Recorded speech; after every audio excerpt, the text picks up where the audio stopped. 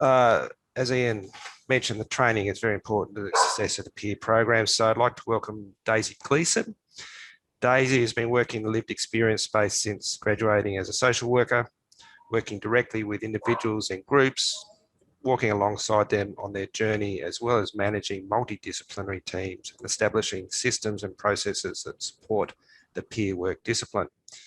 Daisy currently works in a not-for-profit as a peer practice advisor.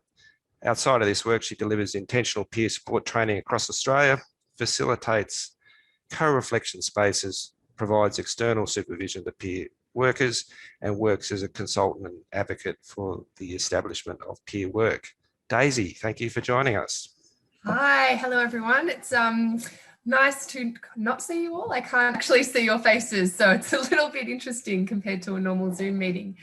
Before I start talking, I'd like to acknowledge the traditional owners of the land on which I live and work, the Wurundjeri people of the Kulin Nation. I wish to acknowledge elders past, present and emerging, and anyone here with us today. I also wish to acknowledge that the land on which I live and work is stolen land, and I profit from this stolen land. So I'm Daisy. I have been, as Michael said, I've been working in the peer work space since I graduated. I thought I was going to be a social worker and ended up straight away going into this lived experience space, and I cannot be thankful enough. And when I say lived experience space, I'm talking about mental health lived experience. That's been my area of expertise. Ian was talking before about how peer work is a discipline, and one of the things that I like to talk to people about is I went to university and I studied social work for 4 years, and I'm a qualified social worker, and that is a discipline. However, I've been living with mental illness. I've been living with the responses to trauma for 30 years, and nothing, no university degree, no education can really supersede that. And when people say that peer work isn't a discipline, or that you need special, either life experiences or, expertise, it's like, well, hang on, I've been living this for 30 years. You don't get more disciplined than that when you live it day and night. So, and I think it's really similar in the homelessness sector. You've been living this, and you can't learn these experiences by opening a book. You learn them by living them, and you learn them by going through trauma and going through hardship and being in barren places. And that's what makes this sector so unique and so powerful. The peer work space, why is peer work different? And what makes it special? It's the people.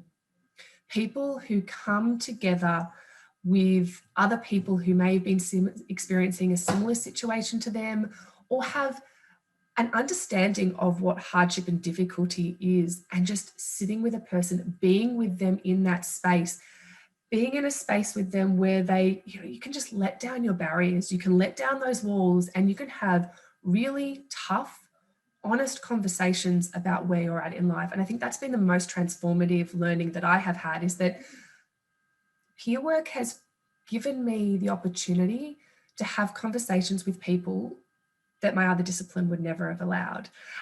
It has provided these spaces for me to have these expansive conversations, and it's stripped away the power imbalances to an extent. I think there's still an acknowledgement that peer work is a paid role. It is a discipline. We work with people and we train them in intentional peer support. So there is going to be a power imbalance. However, that power imbalance is so much more reduced compared to other disciplines. And one of the things that I think is so special when you think about that power imbalance is, as a peer worker, you can go in and you have these conversations and you're like, I get this. I'm not in your exact situation right now, but I've been somewhere similar. And what I'm resonating with is the difficulty, is the pain, is the loss, it's the grief, it is the not understanding who to turn to, whatever it might be. You connect with a person on an emotional level and you validate that. And really, that's what peer work is at its core. So one of the reasons I'm here as a peer worker, as someone who's worked in multidisciplinary teams. I'm also here as a Wellways representative. So I work as the peer practice advisor for Wellways nationally. However, I also on the side work for as an intentional peer support trainer. So I carry both hats. It can be a bit of a juggle sometimes, but it's I think it's a real privilege that I get to be in this space and get to talk about both experiences. Our experiences with CHP in Victoria have been absolutely wonderful learning experiences. I think it's been a beautiful example of an organisation going, we want peer work, but we want to do this properly. We want to start at the very beginning and we want to learn from your experiences at Wellways. At Wellways, we've been doing peer work since we first started. We, as an organisation, we're established by a group of loved ones of people living with schizophrenia. So it's our jam. It's what we've been doing since we were established. And we continue to do it and continue to champion it and put time and effort into training and expanding this workforce. But yeah, CHP came to us and they were like, we want this, but let's do it properly.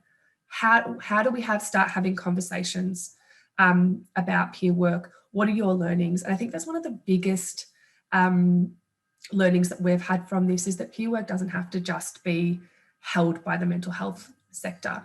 It is in the AOD sector and it should be in the homelessness sector. The power that this discipline has to transform lives, it was needed in the homelessness sector. And that's what these programs have shown and I think proven. The conversations I've had with some of the peer workers, I've been lucky enough to do a few of the group co-reflection sessions with the CHP peer workers, and the work that they're doing is transforming lives.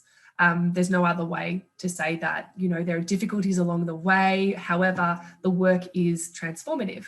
And CHP have done this in a way where they've gone, yep, let's take your learnings, let's expand on these, and let's implement these in a really targeted way into the homelessness sector. And how do we do this? Well, firstly, we recognise peer work as a discipline. We recognise that these individuals have the capacity to do transformative work that can work alongside a multidisciplinary team, not instead of, but alongside and in complement of, and that we will put in the supports necessary to ensure continuing learning, continuing practice development. And that has been that system that they've put in place and processes have been vital to the success, I believe, of an amazing program. So investing in the workforce is so important. And one of the ways that we invest in this workforce, and Ian spoke before about it as well, intentional peer support. So they chose to go down the IPS, I'll call it IPS from here on in, route. And as an organisation at Wellways, we had been delivering this to all of our lived experience workers, hundreds and hundreds of workers over the years, what we've trained up. And they decided that that was where they wanted to go as well. So we worked with them on creating a training around IPS, but also around other disciplines and frameworks such as CHIME, and talking to their managers around how do you support this new discipline that's coming into your workforce. It's really vital that managers have a clear and concise understanding that this is different work. What we ask of peer workers is different, but that there are parameters around this work. It's not a free-for-all. So investing in that workforce was vital. And like I said, the work that they've done around their co-reflection and supervision spaces has been really, really key. So intentional peer support, what is it? It differs from a TAFE course, for instance, in that intentional peer support teaches people and provides them a space to have an understanding of how do you actually do relationships? How do you have conversations that are really difficult? How do you talk about adversity and life experience without going into trauma?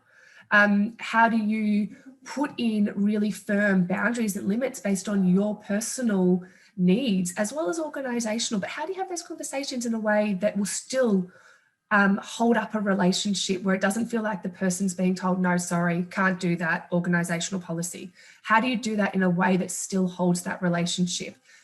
How do you create mutual responsibility. So one of the key cornerstones of intentional peer support is that the relationship isn't the responsibility of a caseworker or of a peer worker. It is the responsibility of both people coming together.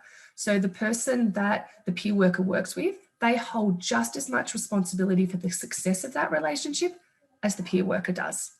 And so that's about having conversations with that person around, what does this relationship look like? What do you need out of it? But also, what do I need out of it as the peer worker? My needs are just as important as your needs in this space. And that's one of the ways that we break down these power and inequality.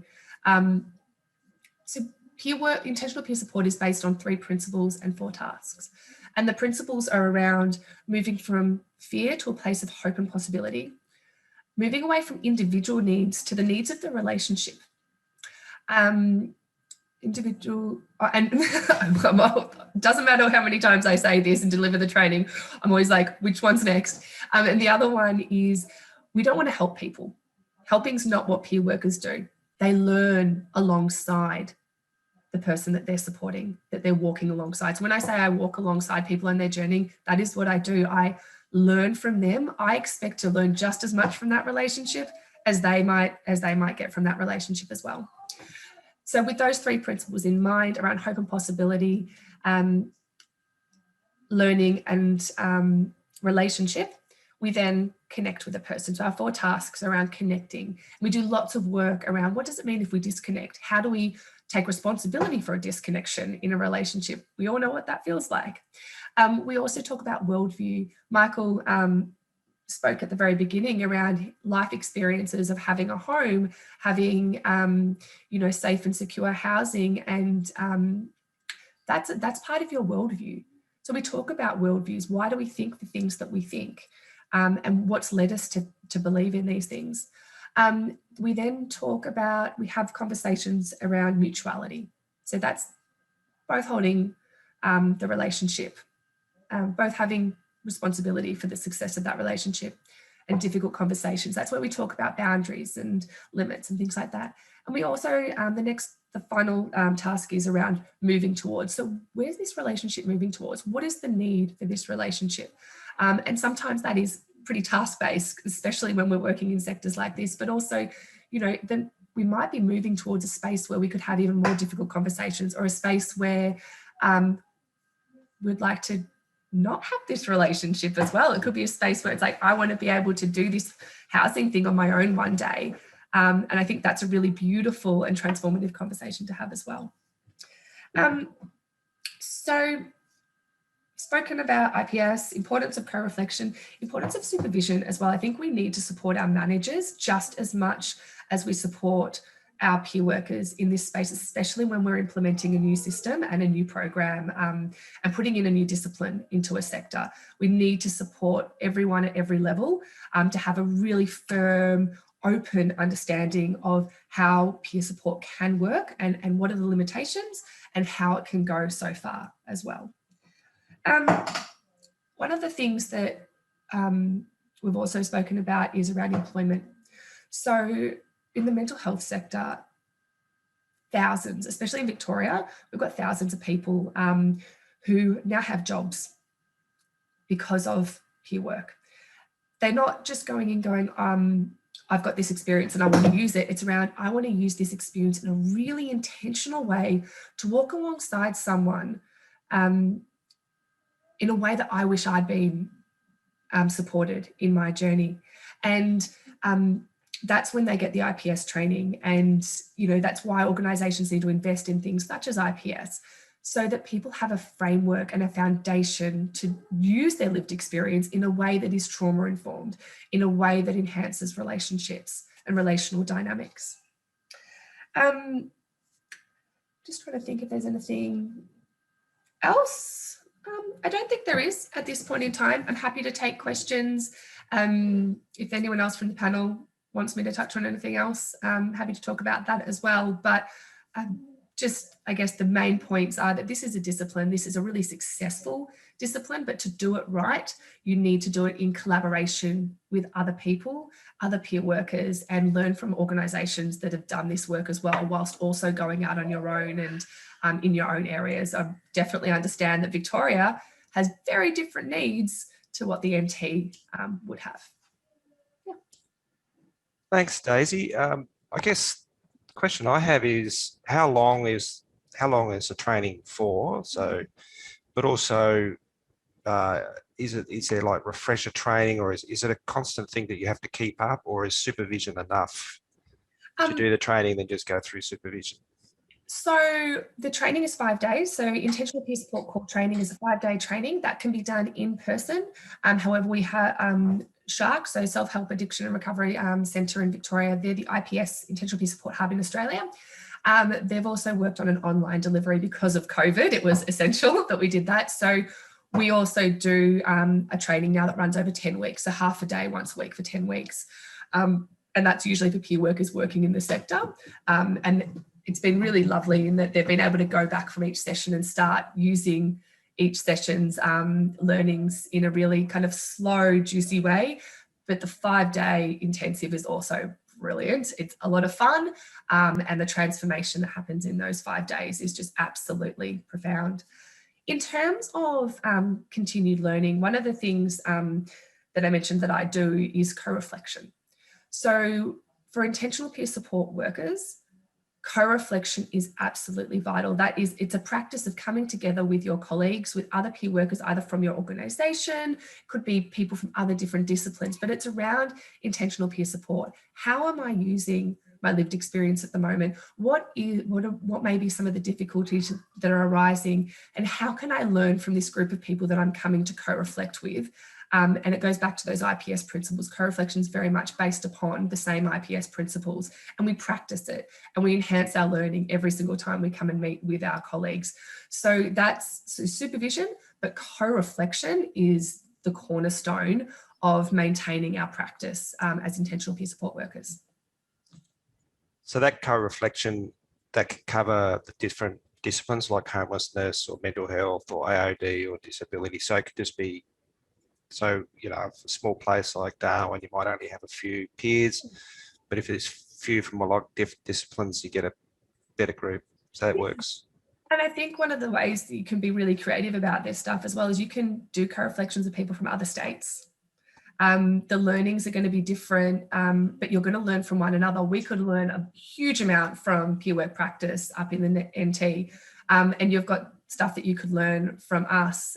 So I think that, you know, the thing with co-reflection is that I did one recently with someone from America, a couple of people from New Zealand, all working in very different roles, but we all came together and collaborated and spoke about our experiences using our life experiences, using intentional peer support. So it's a really dynamic and versatile and flexible practice. Excellent. Mike, can I just jump in there? I did the 2-day training at Wellways. The part of our project was we did an information session, just a general one. Then we did a more drilled down half-day one for potential peer workers, consumers, or people who are interested in maybe applying. And we covered peer support in that IPS in that day as well. And then we did the 2 days training that we offered for anyone who was interested, and that was terrific. And one of the exercises the trainer did that really demonstrated the difference, or one of the differences between case management, for instance, and peer support, was my background's case management. So I've been in homelessness for over 20 years, and for most of that time delivering case management. And I'm perfectly suited to case management because I'm always trying to solve people's problems. And so if someone says, you know, this is the situation I'm currently in, they haven't even got to the end of saying what the situation is before I'm trying to find solutions. Well, what about this? You know, how about we could get some material aid? And the trainer, Brendan, presented a case study, and it was just an experience someone had, and asked people, having gone through the process of explaining what intentional peer support was, so using an intentional peer support lens, how would you respond? And the room was full of case managers. And so we all responded with, well, we'd get material aid for them. We'd drive them to the bank for sure, or definitely advocate, all of which was not really what you'd do from an intentional peer support. For a start, you'd listen to them, and just that might be enough for you. And Joel was there too that day, which I might talk about it, but it really highlighted to me the differences in that practice focus, because, as I said, the scenario hadn't even been finished, and I was thinking about the things I could fix. And intentional peer support is not about fixing or taking control of a situation to get the outcome that you think is needed. Sometimes it's not doing anything. That's exactly right, Ian. And we do that in the core 5-day training as well. And it's nearly every time we do the same role play twice. We're like, all right, first go with your instincts, go with what you'd normally do, and everyone jumps in, problem solves, and then we're like, now just validate to connect. And it goes against the grain of what they've been taught or what they feel like support should be. But then they start doing it and they start feeling what it feels like, just validating emotion, just being with a person, being like, tell me more. And it's one of the most powerful experiences, just to sit with another person and learn about them without feeling the need to do something. Yeah. True. So I've been working in this sector, I don't know, 16, 17, maybe 18 years now, lose track. And I don't have social work training or community service training or anything like that. So what Ian's experience of doing that peer, the 2-day course, that's not taught in social work programs? And also, I guess it's more for Ian, did that improve you as a caseworker? Well, the short answer is no. It's not. Like, intentional peer support as a framework isn't really sort of taught, as far as I know, in social work degree. My feeling was that I came from at that stage when I wasn't a case manager, I was a manager of people, and most of the people there were managers as well, because they were the people who were going to be managing the peer workers. I actually think, I've looked at lots of different models in Victoria. I'm sure of what's happening in Northern Territory over the last decade, but increasingly in the last 3-4 years, there's been a huge increase in this sort of idea of we need to be much more person-centered. And I mean, it seems remarkable that we need to come back to that. And we need to be, making sure that consumers are at the heart of what we do, and we're listening, and that there's been a pendulum swing from when I was first in the sector. Relationships were obviously super important I'm a case manager and I've got these things to do and I'm a role as a professional, moving back to hearing consumers saying, well, actually what I want is a meaningful relationship with someone. And that's difficult space to manage often, because what does that mean? And, in terms of my role as a worker, where are the boundaries that Daisy touched on? And IPS is terrific for that, because it's relationships and shared humanity is at the heart of IPS. So I think it, as a model, it's got a lot of it's got a lot of things that I would learn from that. If I was back in case management space again, about the power of making connection with people and just sitting with something. Because, what I did recognize in that conversation is most of the time when I'm trying to solve something, it's actually a pretty good technique to avoid trauma myself, because if I'm trying to fix something, I'm not actually absorbing. And what pest members have told me ever since I've been at CHP is what we really want from a worker is just someone who listens. If you can't do it, that's okay. Just tell me. But I need you to hear me. And IPS is really, I think, a fantastic model for that. That's at the heart of it for me. And so I really like it as a model that's applicable outside of peer work as well. Excellent. That's great. So no questions have come through. I think people are understanding this. So you're doing really well, guys. So you'll be teachers.